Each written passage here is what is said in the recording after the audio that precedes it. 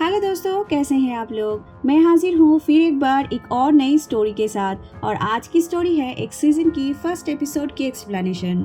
तो आज हम एक Amazon प्राइम पर रिलीज हुई हॉरर थ्रिलर वेब सीरीज अधूरा की एक्सप्लेनेशन करेंगे, जिसकी IMDb रेटिंग काफ़ी अच्छी है और ये काफ़ी इंटरेस्टिंग स्टोरी भी है। वीडियो को लाइक ज़रूर करना, क्योंकि आपकी एक लाइक हमें काफ़ी मोटिवेट करती है ऐसी इंटरेस्टिंग स्टोरी आप सभी को सुनाने के लिए। और हाँ, चैनल को सब्सक्राइब करके नोटिफिकेशन बेल ऑन कर देना, ताकि आपसे कोई भी स्टोरी मिस ना हो।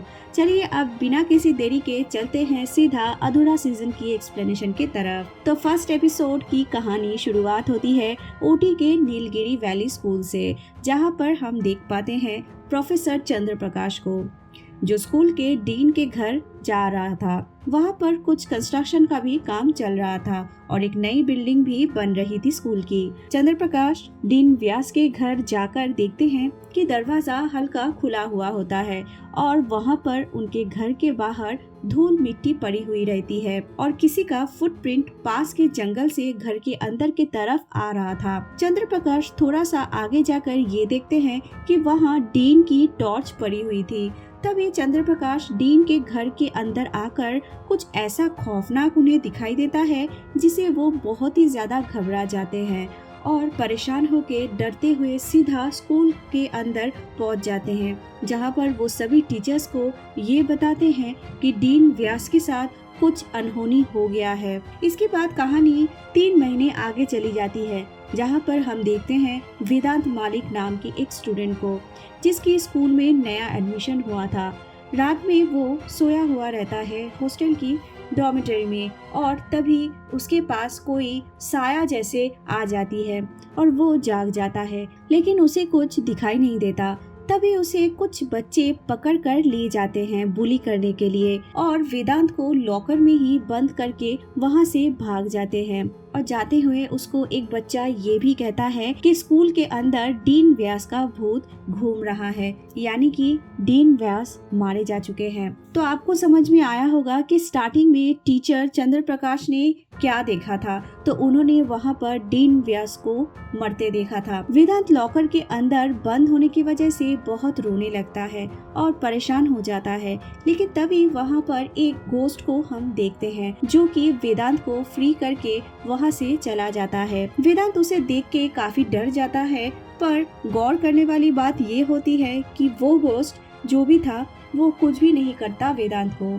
अब अगले सीन में स्कूल के अंदर हम वेदांत के पेरेंट्स को देख पाते हैं। यहाँ पर प्रिंसिपल वेदांत की माता पिता को कहते हैं वेदांत यहाँ पर एडजस्ट नहीं कर पा रहा है, वो हमेशा ही रोता रहता है, दुखी रहता है और वो यहाँ पर नहीं रह पाएगा। जिस पर वेदांत के पेरेंट्स ये कहते हैं कि सभी बच्चों शुरुआत में हॉस्टल के अंदर एडजस्ट नहीं कर पाते हैं और उनका फैमिली ट्रेडिशन ये है कि उनके फैमिली के सभी बच्चे इसी स्कूल पर हॉस्टल से पास आउट हुए हैं।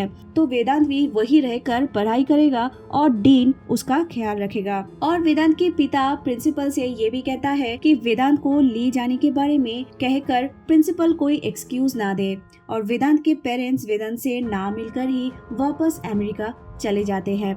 तभी हम वेदांत को देख पाते हैं, जो कि अपनी क्लास में जा रहा होता है, लेकिन तभी उसे कोई अदृश्य शक्ति आर्काइव रूम के अंदर खींच लेती है और वेदांत देखता है कि वो आर्काइव रूम के अंदर पहुंच गया है अचानक से। और वेदांत देखता है कि वहाँ स्कूल की एक एल्बम पड़ा हुआ था, जिसके अंदर 2007 साल की बैच के सभी बच्चों की ग्रुप फोटो होती है और इसके अंदर एक बच्चे की चेहरे को मार्कर से मिटाया गया था। तभी वेदांत को कोई डरावनी आवाज सुनाई देता है, जो उसका नाम पुकार रहा था वेदांत। पर स्कूल के टीचर आ जाने से उस रूम की माहौल फिर से नॉर्मल हो जाती है। इसके बाद हम अधिराज सिंह को देख पाते हैं, जो 2007 बैच का ही पास आउट स्टूडेंट था और पिछले 15 साल से फॉरेन में ही रह रहा था, जहाँ पर फिलहाल वो एक प्रोफेसर है एक अमेरिकन कॉलेज की। अब यहाँ पे हमें ये पता चलता है कि अधिराज को कुछ मेंटल इश्यूज है, जिसके अंदर उसको एंजाइटी की प्रॉब्लम्स होती है और कई बार उसे हेलुसिनेशंस भी होते हैं, जिसके लिए वो मेडिकेशंस भी ले रहा था। अधिराज को उसके बीते हुए स्कूल की लास्ट दिन याद आने लगता है और सीन फ्लैशबैक में चली जाती है। इस सीरीज के अंदर अधिराज और बाकी पास आउट स्टूडेंट्स की फ्लैशबैक्स के जरिए ही आगे कहानी की हमें पता चलने वाली है। तो फ्लैशबैक में हम स्कूल का आखिरी दिन देख पाते हैं, जहां पर अधिराज को हम देख पाते हैं जो कि स्कूल का कैप्टन और एक्सीलेंट स्टूडेंट भी था, और वहां उसकी गर्लफ्रेंड भी होती है मालविका, जो कि अधिराज से काफी खफा थी क्योंकि वो अमेरिका के कॉलेज में एडमिशन लिया था और उसके आगे की पढ़ाई के लिए अमेरिका जाने वाला था। और मालविका उसके पिता के कारण ही बॉयज स्कूल के अंदर इकलौती एक लड़की थी उस बैच की जो पढ़ाई कंप्लीट की थी बाकी लड़कों के साथ। और अधिराज का बेस्ट फ्रेंड था निनाद रमन, और वहाँ हमें बाकी उसके कुछ नॉर्मल क्लासमेट्स को भी देख पाते हैं, सुयस, रजत और स्कूल के ट्रस्टी और शहर की पावरफुल पर्सनालिटी का बेटा देव जामवाल को, जिसका अधिराज से कुछ खास बनता नहीं था। प्रेजेंट टाइम में हम अधिराज को थोड़ा दुखी देखते हैं स्कूल की आखिरी दिन के बारे में सोचते हुए। 15 साल पहले कुछ तो ऐसा हुआ होगा जिसके वजह से अधिराज काफी दुखी था, लेकिन वो क्या था इसके बारे में बाद में हमें पता चलेगा।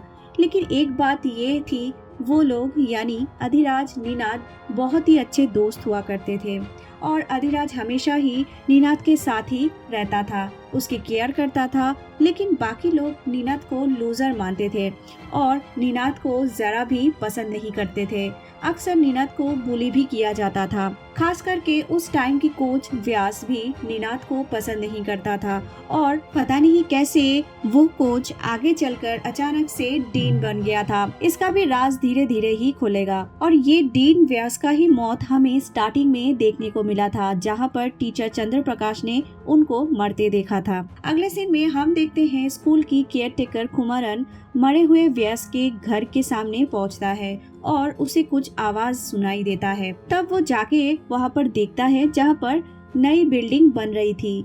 वहां वेदांत को मरे हुए पपीज के सामने खड़ा देखता है और उसके हाथ में एक खून से लथपथ आयरन रॉड भी होता है। पहले वेदांत कुमारन को गुस्से से देखता है और फिर तभी वो बेहोश हो जाता है। असल में वेदांत अपने बस में नहीं था उस वक्त। इसके बाद वेदांत को हम हॉस्पिटल में देखते हैं और उसकी क्लासमेट्स ये कहते हैं कि जरूर डीन व्यास की भूत उसे बस में लेकर सारी पपीज को मारा होगा। वही हॉस्पिटल में हम सुप्रिया मैडम को देखते हैं जो कि स्कूल की काउंसलर थी, और वेदांत की हाथ में एक निशान भी हम देखते हैं। इस घटना के बाद डीन और सारे टीचर्स की एक मीटिंग बुलाई जाती है, और वहां डीन हॉस्टल वार्डन मनोहर से पूछते हैं कि कैसे कोई बच्चा रात को हॉस्टल से बाहर चला जाता है और उसे पता भी नहीं चल रहा था। तब उस स्कूल की टीचर चंद्र प्रकाश कहता है कि एक 10 साल का बच्चा इतने सारे पपीज को बेदर्दी से कैसे मार सकता है। डीन व्यास के मौत के बाद स्कूल को एक हवन पूजा कर लेना चाहिए था। तब इस बात पे सुप्रिया मैडम वेदांत की साइड लेते हुए ये हादसा किसी एक्सीडेंट से हुई है ये कहती है, और तभी चंद्र प्रकाश और सुप्रिया में बहस छिड़ जाती है, और डीन सभी को समझाने की कोशिश करता है कि अगले दिन स्टूडेंट्स रियूनियन होने वाला है और वो लोग ज्यादातर वीवीआईपीज है, तो सभी को चौकन्ना रहना पड़ेगा।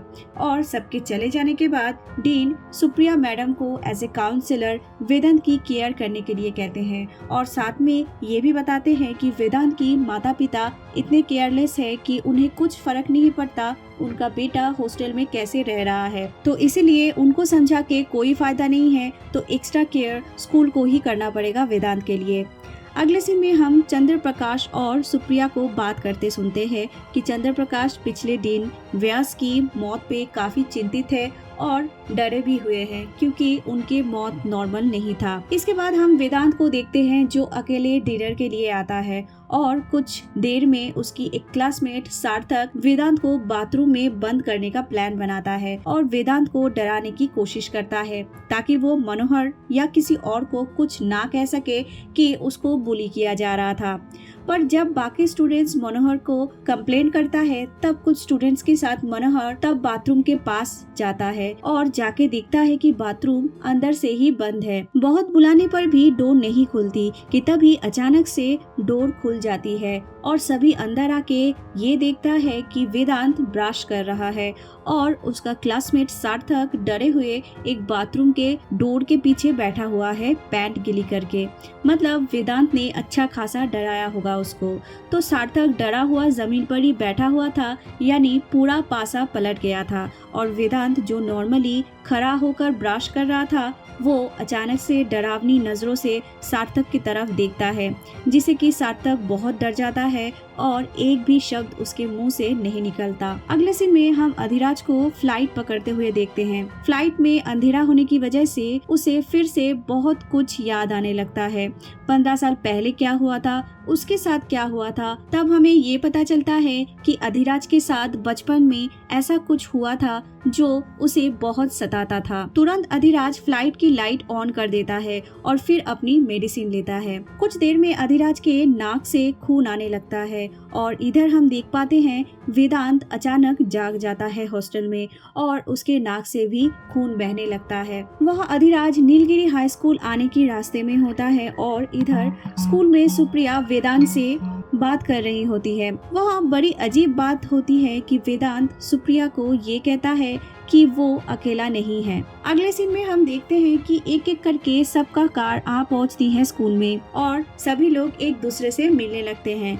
यहाँ पर हमें ये पता चलता है कि मालविका ट्रस्टी का बेटा देव जामवाल से शादी कर लिया है और ट्रस्टी होने की वजह से देव आते ही नए डीन को ज्ञान देने लगा था कि स्कूल को कैसे चलाना है वगैरह वगैरह।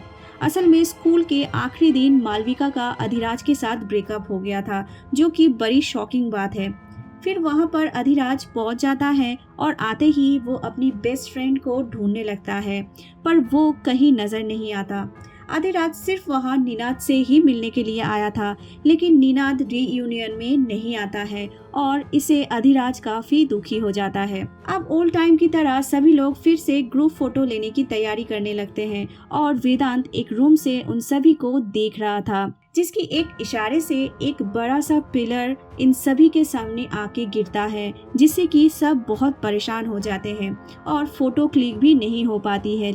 लेकिन यहाँ पर हमें ये समझ आता है कि वेदांत नॉर्मल तो बिल्कुल नहीं है और ये साबित हो जाता है कि वो पोजीशन में था। अभी हादसा होने की वजह से सभी लोग डिस्टर्ब हो जाते हैं और तभी हम आर्काइव रूम के अंदर रखी एल्बम की ग्रुप फोटो को देख पाते हैं, जहां पर उसी स्टूडेंट का चेहरा होता है जो मार्कर से घिसा गया था। वो फिर नॉर्मल हो जाता है और ये लड़का और कोई नहीं था बल्कि निनाद ही था।